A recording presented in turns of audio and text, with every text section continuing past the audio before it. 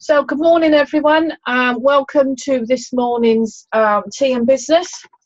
First one back after a fortnight away for me on holiday. Last Tea and Business we had was back in that long ago. Yes, it was. 25th of June was the last one. So we obviously gave it a couple of weeks of a miss because of me being on holiday. How dare I go off on holiday? But we're back now, so we've got Tea and Business this week and Tea and Business next week, so that I make sure that you're up to date with it all. Actually, I think you're going to have Tea and Business for the next 3 weeks. 23rd, 30th and the 6th. So you've got Tea and Business for the next 3 weeks. That gets us back into then the normal then of fortnightly. So today we are going to talk about successful tasters. Taster sessions, taster appointments, taster therapies, taster days, whatever you want to call it, whatever you're looking at. This is where we offer our services, whether it's a selection or whether it's a certain therapy for taster session.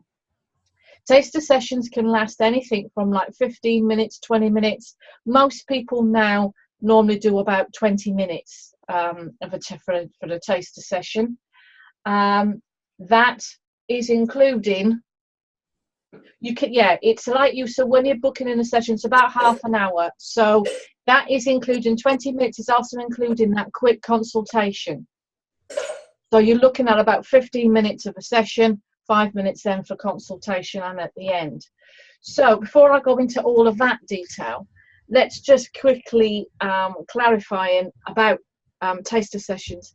Taster sessions are perfect for promoting your therapies, promoting your business, getting the name out there, reaching a larger audience, and getting new clients. So taster sessions are really good for that, but they can be hit and miss. That's the thing with taster sessions. It can be a hit and miss. Done right, they can be a hit. Not done right, obviously, they can be a miss. You could still have a very successful day with providing lots of, little taster sessions or an evening or whenever you're doing it, but not getting a single client from it. So this is what we're going to be looking at today, is all about taster sessions and what makes them successful. So these little mini treatments are a great way of promoting therapies to the public and for therapists taking part to meet prospective clients. But not all events are the same. And as the topic of providing taster treatments is really covered in depth during training, it can be difficult for therapists to know what is and isn't acceptable. Though taster treatments by their nature are short and therefore do not offer the same level of therapeutic benefits as a full treatment, they still require the same level of professionalism. Of course, there will be factors beyond the therapist's control, such as temperature, lighting and noise levels of the working area, and who will be occupying the space either side of the stand. But with some careful planning, a little common sense and a positive outlook, these events can be extremely successful and enjoyable for all involved. Now, I've quickly covered it there, mentioning, which is like more than 9 times out of 10, taster sessions are provided at events. So at holistic fairs or craft fairs or village fairs, things like that. But they can be used for many things. Taster sessions can be used in open days. They can be used in clinic days. They can be used for promoting new therapies and fairs and events. I was using taster sessions when I used to do my holistic parties, as I called them many years ago. They're now called pamper parties, which I don't like. I still don't like that word pamper. Not with what I do. I know it's more of a pamper evening when I go there and provide these mini taster sessions, but when I talk to people and when I provide the service, it is still all very much what I talk about, that it's being for their health and the well-being. So this is how I got my first, within the first 12 months, is how I created my first lot of clients. It was that, and the networking is how I created my clients. So pamper evenings or holistic parties or whatever you want to call them are great ways of the hostess to arrange an evening like a Tupperware party, like a Neil's Yard party, like all the parties you can get now in people's homes. You have your hostess and they invite their friends along, and then you turn up with your massage couch or your chair or whatever it is you want to do. I always used to do a talk for about half an hour, 45 minutes, talk about the different therapies I provide, my background, my story, what I do, how I got into it, what the therapies are. And then for the second half of the evening, then I was just doing taster sessions, so 15-minute taster sessions for £5. So people could get anything from, like, you know, they could have one session for £5, or if it was only like a small group of 4 people, they could have, like, you know, 3 sessions of trying different therapies.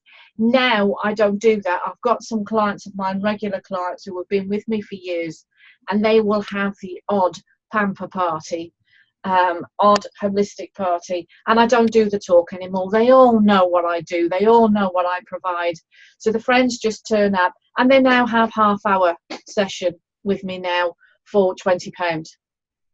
So that's the way I do it now, and that works fine. It just means that they're having a full half-hour back, neck and shoulder massage or a half-hour reflexology for that treatment. So it's different.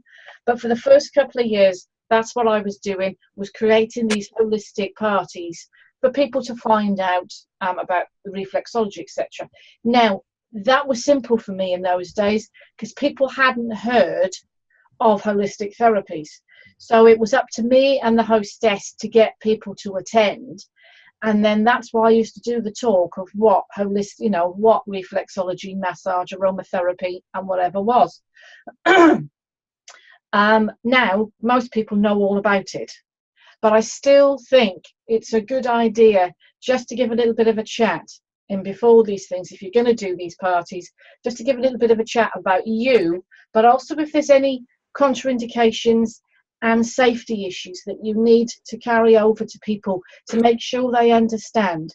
Because I think there's so much information out there now and so much misinformation that I think you need to make sure that you can clarify and get people to understand exactly, you know, what your therapy is, what it does, what you can and cannot do, and if there's any safety things with it. So we're looking at, that's how I used to use the taster sessions within my own pamper parties, holistic parties, whatever you want to call them.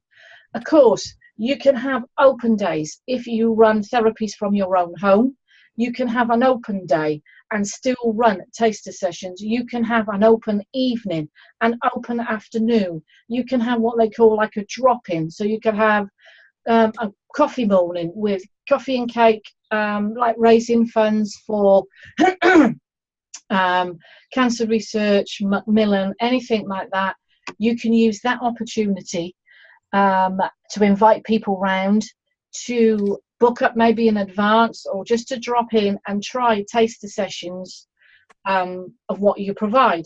Also, if you've got the side, you know, the side business like Neil's Yard, or if you make your own products, or if you do other things besides, if it's Arbonne, or if it's Forever, or if it's Tropic, anything like that, you can have those products again on the side as a separate thing. So you can then 2 opportunities for your therapies, and also then you can market the whole event as, like, if you want to do Christmas awareness for Christmas gifts, or summer care, or anything like that. So seasonal look after.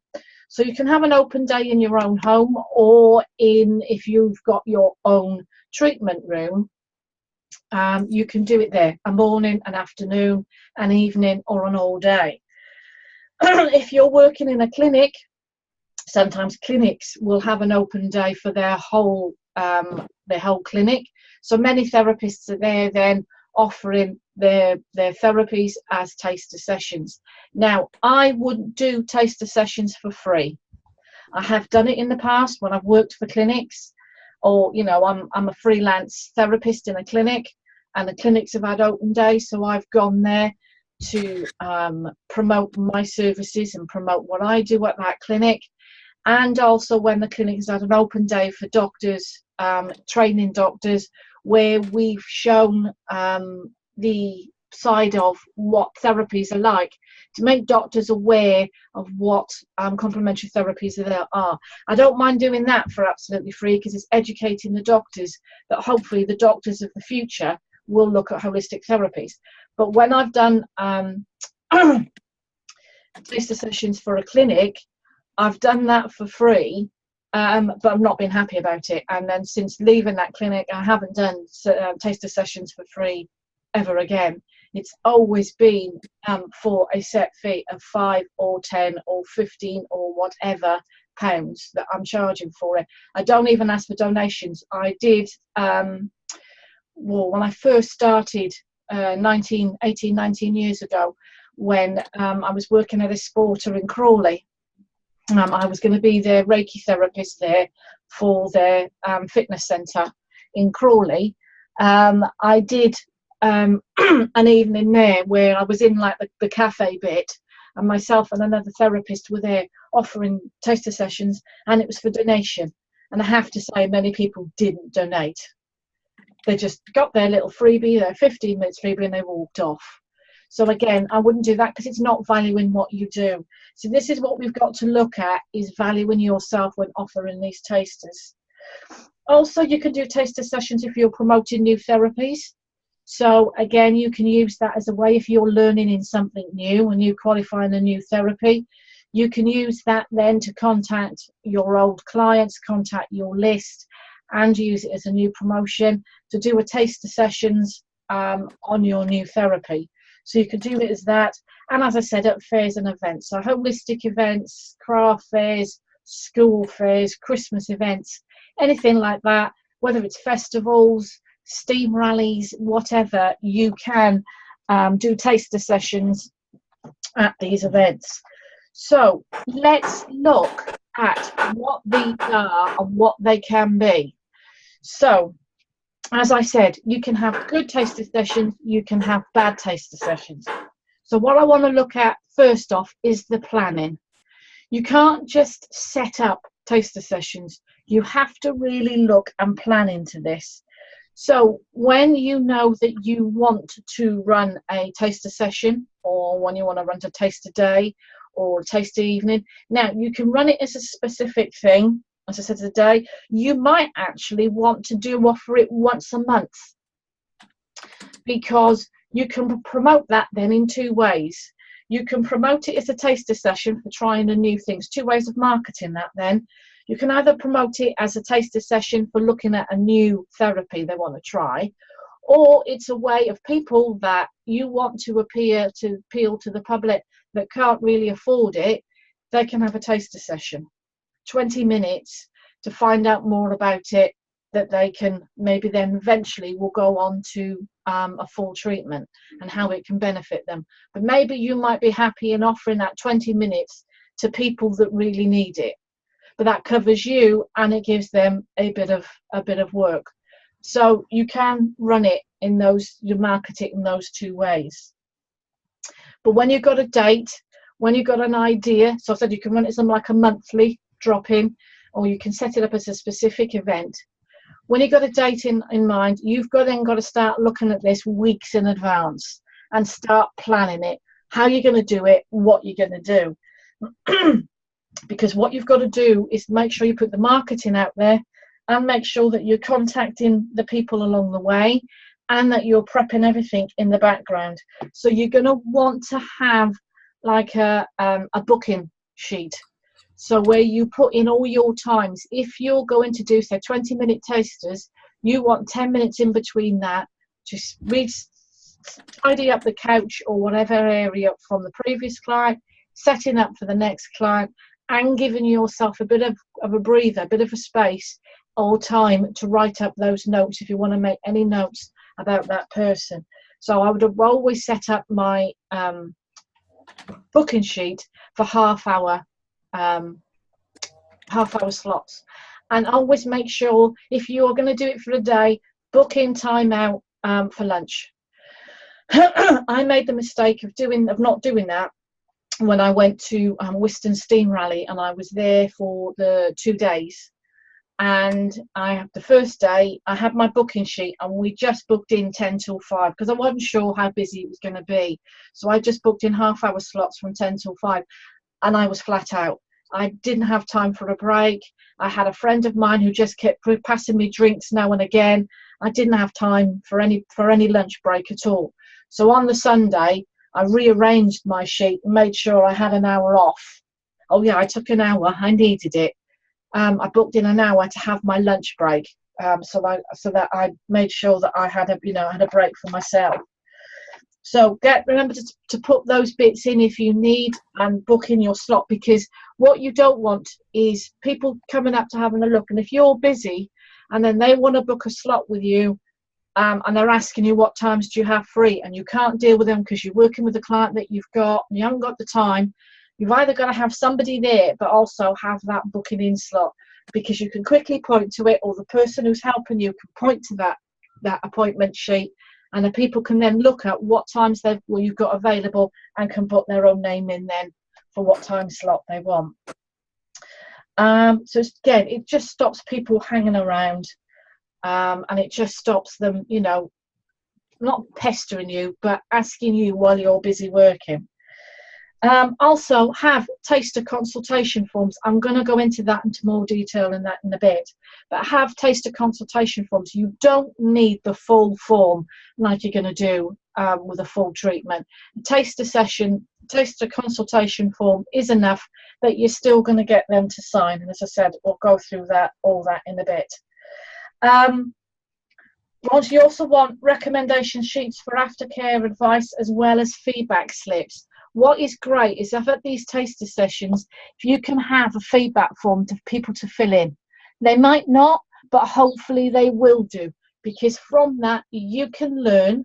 You can find out if people are enjoying it, but you can also find out, and you might pick up some hints and tips and learn something that you can then add in for your future taster sessions. So you'll improve in the service and the flow of things. Take into consideration time to prepare the coaches and escorting the clients, on and off your coach, and the layout of the room or the ambience all needed addressing. So that's where you're looking at the planning. Who to invite? Who do you invite to these taster sessions? Well, first off, hopefully you've still got a list, so that your list that you're letting people know. Even if they've been to you before and they've had reflexology or they've had massage before, I would still invite them, because what you also put in that invitation is that you get them to bring a friend. Okay? You get them to bring people, friends, family, whoever, who haven't been with you before, or who haven't had reflexology or whatever with you before, to come along with them. Because then again, that spreads the circle out.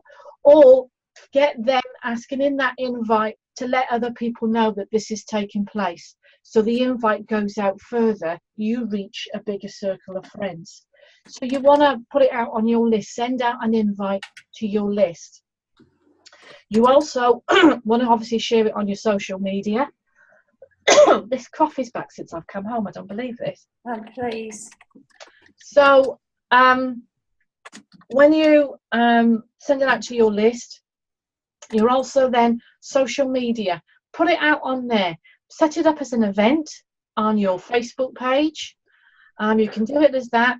If you're going to have a stand at an event, an affair or whatever, share that event, letting people know that you're at that. So use that as your promotion and saying that you're there. So sharing on your social media. Also then creating posters. So you'll have a poster which you'd share on your social media. You would then also put posters, pin a poster up in the window of your car so that people who are walking past can see it. Maybe you might want to print off those posters into A5, put them through letterboxes, put them into different businesses, put them into local news agents, put them send them off to different schools if that's your target market. whoever people that you're looking for, also remember to include them. So if it's you know, or a local spa or something, you can still go in and drop and see if they'll have a leaflet for you. They may not, but if you're attending an event for a local school or something, you can always see if they will have one of those posters for you, because the more people you can get there, the more people that you can advertise for, it works out better for you as well.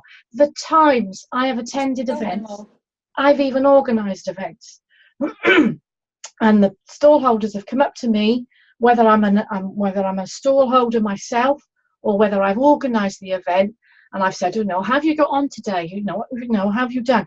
Oh, I've been very busy, not really good footfall through this today. And I said, oh well, the organiser hasn't really done much marketing, so I will turn around and I've said to them, oh, what have you done? And I'm 9 times out of 10 I would get a silence. They wouldn't say anything. I said, it's not just up to the organiser to get people through the door. You've got your Facebook page, you've got your website, you've got your list. Are you telling people that you are there? So always get the word out and let people know. So there's your list, there's your social media, there's local businesses, there's posters, put them on the door, put them as leaflets, asking if shops will do them, all sorts. If you're running it from your own home, you're obviously going to be more select. That's just going to go out to your list with an invite for them to invite their friends and family.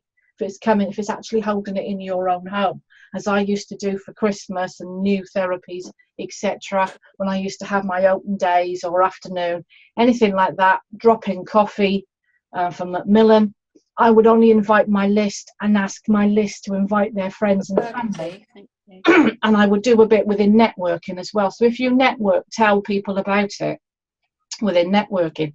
Again, groups that you're involved within on social media, your local area group, share it in there as well.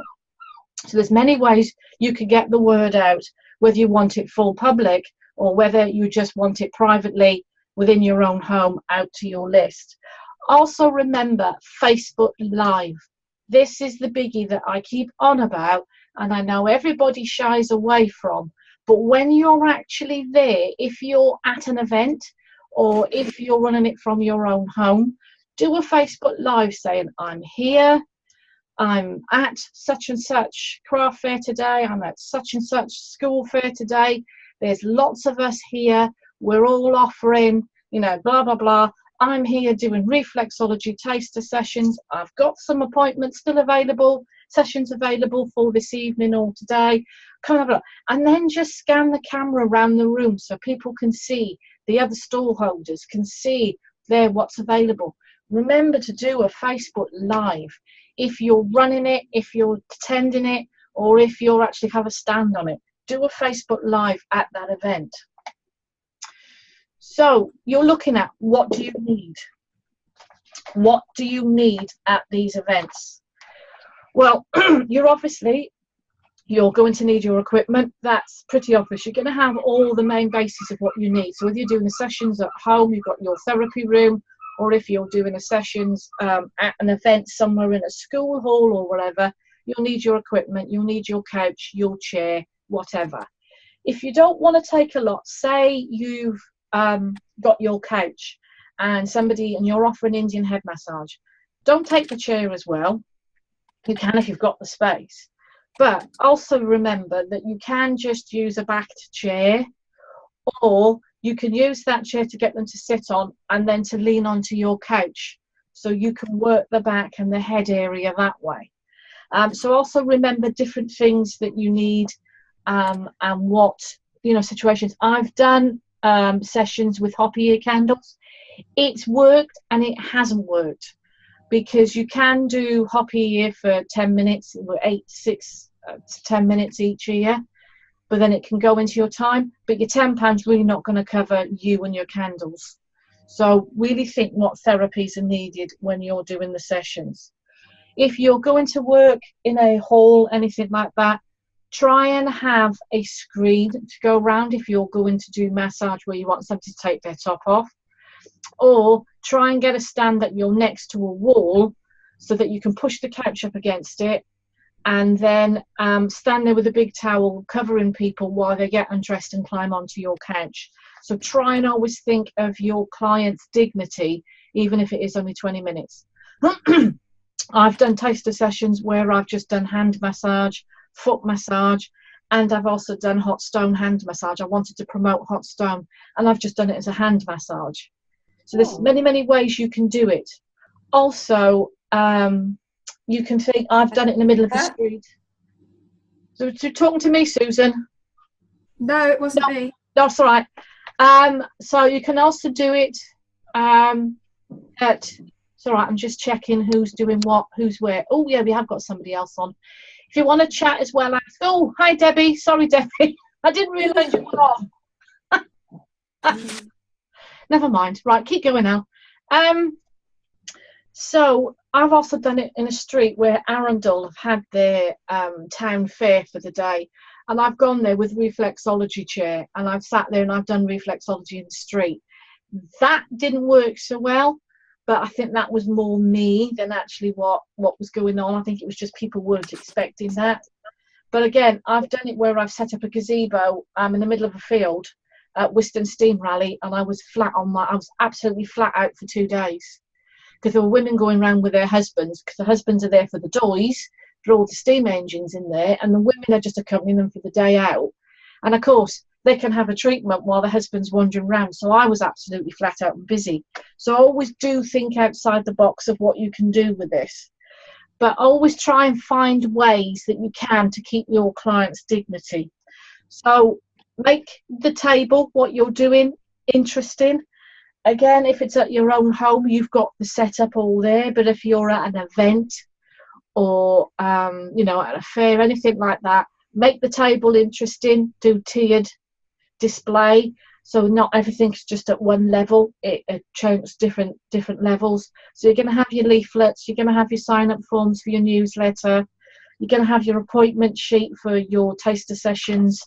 If you've got a computer or an iPad, have a slideshow of photos of your treatment room or where you work, or photographs of the sessions that you do, so people can see that. Have maybe a display folder with testimonials and your leaflets and different information there that people can flick through and look through on your table. Have information there again about what the benefits are of having that treatment, because if you're working on somebody, you haven't got time to sit and talk to somebody and tell them about it. So always have information there, maybe as a main stand of what the benefits of that therapy are doing, because again, it's all about what it is for them. Not all about what you can do. It's what's in it for them. You might also again want some information and a display manual of what's the session all about. What will they expect? What will happen when if they book up for a full treatment? Also, what you're going to do, of course, you've got your consultation forms, but also one of the big things that makes a taster session successful is having a raffle. Whether it's at the event are running a raffle themselves, or run a raffle yourself. And I've done that in my own home where I've run a raffle. I've run the raffle not just for that day, I've built it up over a matter of weeks. So even seeing my own clients, I get them to buy raffle tickets. But on the day of my event, every attendee gets a raffle. Every attendee can buy a raffle ticket, but if an attendee brings somebody new, then they get a raffle ticket for free. So it's, of course, I've got people on the call unless I've got 10 minutes left. So it's, you will have be able to do a raffle, which is really good. So the raffle tickets really help, again, get the promotion and bringing people through the door. So remember what I mentioned earlier about consultation forms. When it's a taster session, remember all you need is client's full name, address and telephone number, the client's date of birth, details about any recent illnesses, injuries or operations, whether they're taking any prescribed medication or under the care of a GP, whether they have any medical conditions, heart problems, unstable blood pressure, etc., whether they've known allergies, whether they could be pregnant, whether they've recently consumed alcohol. A short declaration: I confirm that the best of my knowledge, the information I give is correct, and the client's signature and date. Because you need all this for GDPR, but you need this for your insurance, because clients can still, if they want to, be a bit funny with a taster session, and your insurance company will want you to have a consultation form for the taster sessions. So NB would not deem sufficient to simply ask, do you have a medical or other condition that would make treatment unsuitable, as the client might not know whether something is or isn't a contraindication to treatment. So always have a contra-information sheet there. So if you said, do you have any of these conditions? You just look at it and then say no. And that's what you've got to get them to sign as well, that that they, you know, have declared that they haven't got any indications. So on the day, then the layout of the room, the music, the atmosphere, and the ambience can be set up. If you can do it in your own home, that's fabulous. If you can do it in your client room, that's fabulous. If it's doing in an event or a fair somewhere, you make do as what you can. But then what it comes down to then is how you look after the people that are there. You then treat them as you would any other way. You look after them, you're courteous, you are professional, you are peer professional, you do everything that you can to make it perfect. You make that client feel special in those 20 minutes, because that is you promoting your business. What you want from that is to feel special. You want them to feel good. You want them to remember, because in the end, what you're hoping is that it will come back to you for a full treatment. So do what you can, be very courteous, be very professional, do everything right. Remember to talk to them, tell them all about it, tell them what they're going to receive, and remember the aftercare advice. Quickly go through it, but also give them information to take away with them about you, your business, and aftercare. And also remember the water. Give them a drink at the end of it, at the end of their 20 minutes. You might find that clients will chat through it. You might find that clients will drift off even in those 20 minutes, 10, 15 minutes. Follow your client. If they want to chat. If they want to go quiet, give them that time. So always follow what your client leads. And then at the end, when you're giving out and you're sorting out, giving them their information, remember then the feedback slips. See if you can get them to fill that in before they leave, so you can get some feedback on how that day was. Because it just gives you individual thoughts then on what people thought of you, your presentation. Because what you can do is just leave it and say, like a feedback, maybe like a book, like a visitor's book, get them to fill a visitor's book in, or you could just give them a feedback slip saying, can you please fill in what you thought your session was like, or actually have like a little mini questionnaire. How was your treatment? How was how did we deal with you? How was the aftercare, etc., etc. So you can set it up in different ways. Then remember, and this is the biggie where the taster sessions can win or lose, is the follow-up. And this is what many therapists don't do. Follow-up. Follow up the day by contacting each and every person who came to check how they felt on their day, how they felt after their treatment, how they slept that night. Because what you're doing is caring for that person. You're not contacting. Yes, we know that we may be contacting them, hoping that they'll follow up and book. But what you're doing and you're expressing to them is that you care for them. So you are contacting, you are following up and contacting to check how they feel. If you're worried about this, you're not marketing to them. This is GDPR covered. This is legitimate interest and part of your contract. It's your follow-up to check that they were okay after their treatment. Find out if they had a good day, if they were at an event. Find out, whether they enjoyed your open day. Whatever session you were running, follow it up and find out how they felt. Because you might find that people text you back to say thanks, or they will contact you on Facebook to say thanks for a great event. And if you get any feedback like that, share it. Share what an success the event has been. What you will find from this is a big learning curve. You will learn from running taster sessions. You will learn from being at events. You will learn from that, because even if it fails or you feel it fails, it isn't. It's a lesson. You learn from it what didn't work, and that's what you change and what you alter. Okay? So the groundwork is essential. The planning is essential. Contacting people, marketing, leaflets, social media, all essential to create the awareness and let people know what's going on. And the follow-ups is then a must. To follow up with each person, contact them and find them out how they are. The results from it can be, can be great. You've got to certainly put a plan of action in. So what your to-dos are leading up to the event. So creating the leaflets, creating the event, putting the leaflets out, sharing the social media, create that as a time plan in your planner, on your to-do list of what needs to be for these taster sessions.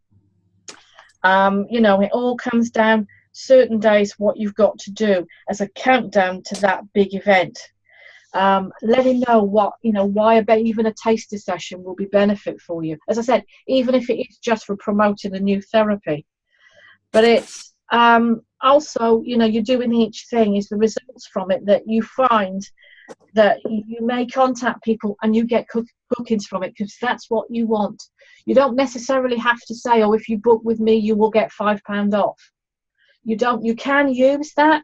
But 9 times out of 10, just by doing that following up, just by giving them that special care, that they'll probably normally they will book with you. You're going to get some people that are going to say no, and that's fine, because again, it's like 6 no's to every booking.